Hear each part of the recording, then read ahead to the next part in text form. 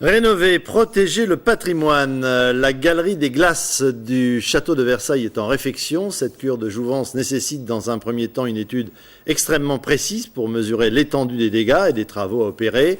La dernière intervention remonte tout de même à 1952.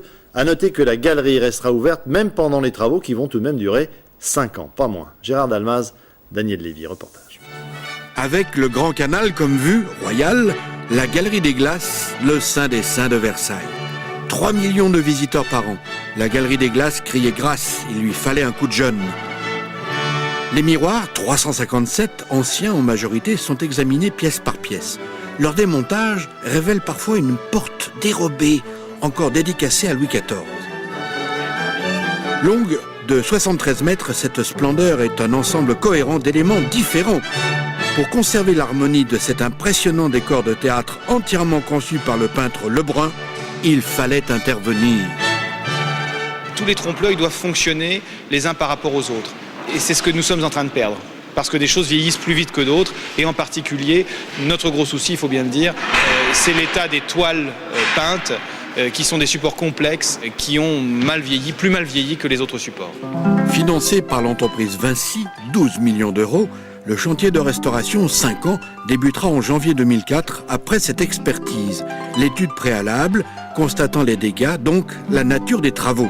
C'est l'affaire des spécialistes sur échafaudage roulant à 13 mètres au-dessus du parquet. Examen du malade, dont 1000 mètres carrés de peinture, pas toujours bien soignés lors des précédentes restaurations.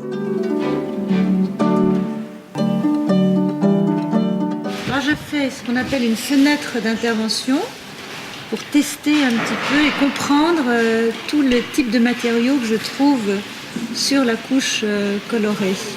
Donc j'ai des vernis, des crasses, peut-être des colles également, parce que le tableau a subi de nombreuses interventions. Cette vitrine des gloires du roi Soleil sera restaurée selon la charte de Venise. Intervention minimaliste et surtout réversible, c'est-à-dire que l'on peut techniquement les remettre en question, y compris les décors en plomb ou bronze doré grand siècle. C'est l'homme ayant refait la peau des bourgeois de Calais qui ausculte les métaux des trophées d'armes. Il s'agit en gros de phases de nettoyage et puis aussi peut-être de redorure ponctuelle, ce sera ça le plus délicat à faire. La dorure au mercure, ça a une tonalité particulière et pour faire des retouches à la dorure sur une dorure au mercure, il faut trouver exactement le même ton, exactement la même matière, la même matité ou brillance. Réparable outrage des ans. Les dégradations sont nombreuses mais pas trop graves. La marquise de Sévigné s'extasiait sur la clarté et les espaces du château. Avec sa prochaine cure de beauté, la galerie continuera à épater le monde.